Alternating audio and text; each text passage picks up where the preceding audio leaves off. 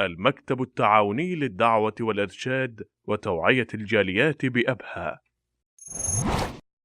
الحمد لله رب العالمين والصلاة والسلام على رسوله الكريم أما بعد. فحدیث کی راضی رسول الله صلی الله علیه وسلم فرمائی احب الناس الى الله انفعهم للناس.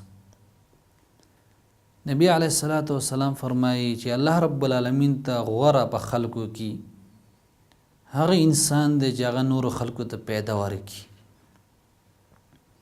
محترم اوریدونکو، هر سړی د خپل ځان لپاره کوشش کوي چې ځان ته پیدا ورکي، او دا ښه خبره ده، لیکن کمال دا ده چې سړی نور انسانان ته پیدا ورکي او نور انسانان لپاره د خیر سوچ وکړي، او داسې انسان ته الله رب العالمین ډېر اوچته مرتبه ورکړي. لکه دې حدیث کې نبی علیه الصلاۃ والسلام فرمایي چې غوره انسان، غوره په خلکو کې الله رب العالمین ته څوک دی چې بل انسان ته او دارنګې نورو خلکو ته پیدا ورکړي. حدیث کې راځي رسول الله صلی الله علیه وسلم فرمایي یو مسلمان د بل مسلمان ورور دی، ظلم به پې نه کړي، او دارنګې نه به چاته سپاري چې هغه پې ظلم وکړي. او د الله پیغمبر فرمایي دغه حدیث کې ومن کان فی حاجة اخیه کان الله فی حاجته.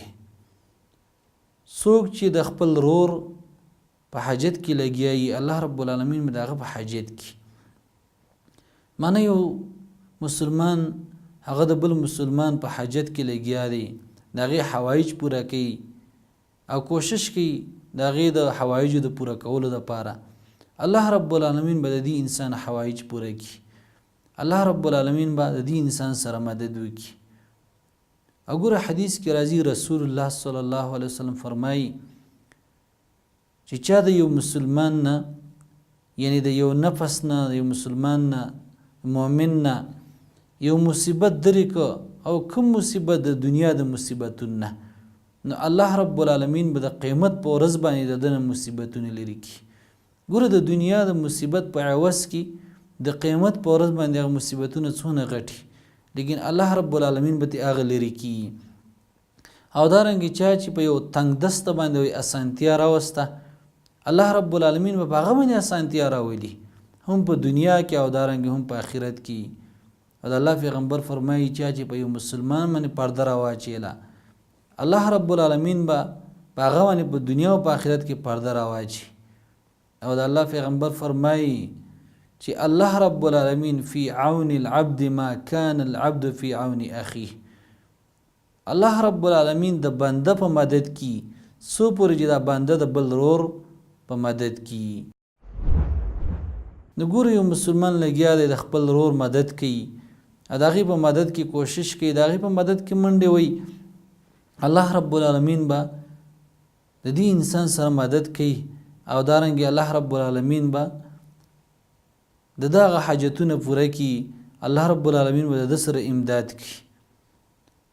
موسی علیه السلام پیغمبر دی چې کله مدین ته لاړ، نو د شعیب علیه السلام لونه دي، هغه دي اوښانې راوستي اوبو دپاره، او موسی علیه السلام له اوبه راخیجي او دارنګې د هغه اوښانو ته اوبه ورکوي. دارنګې نبی صلی الله علیه وسلم دا یو اوچت مثال دی په دې باب کې.